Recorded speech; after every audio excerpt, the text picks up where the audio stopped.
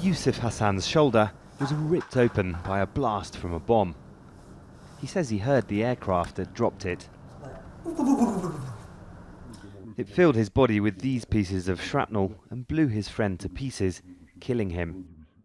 He says they were farming at the time in the lower Shabelle region of Somalia, where the US military and Somali government are fighting the armed group Al-Shabab.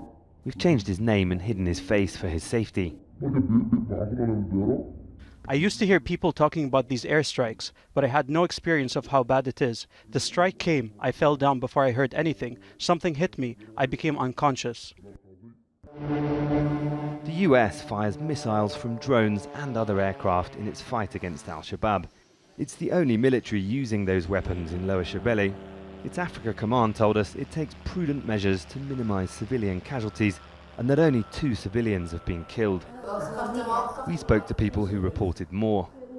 This woman told us shrapnel wounded her son's leg in an airstrike that killed her husband and a neighbour. 2 more people were injured. Survivors say they saw the aircraft, which was trying to bomb Al-Shabab fighters in a passing car. The history of US military engagement in Somalia dates back to the early 1990s. After the infamous Black Hawk Down incident here in Mogadishu in 1993, they pulled their troops out. President Barack Obama authorized the first drone strikes 8 years ago, but after President Donald Trump came to power nearly 3 years ago, military strikes of all kinds with drones, manned aircraft and ground troops have escalated. And so have civilian casualties, according to the rights group Amnesty International.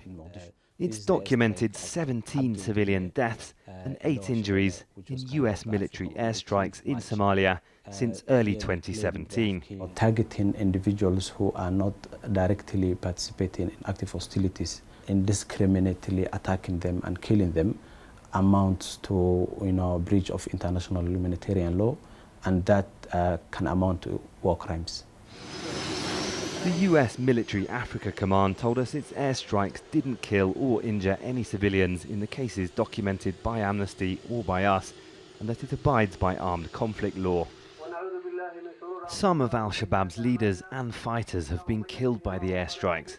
The government and its foreign military backers have forced the armed group out of most of the towns and cities, but it still controls swathes of the countryside. And security experts say civilian deaths could help it. It's going to be a recruiting a tool for the terror group. The only beneficiary is going to be Al-Shabaab. This man says he saw his father killed in the airstrike on the farm. He says nobody in his family ever had anything to do with Al-Shabaab. We asked him what he'd say to the people responsible for the bombing. He says, please don't hate us. Malcolm Webb, Al Jazeera, Mogadishu, Somalia.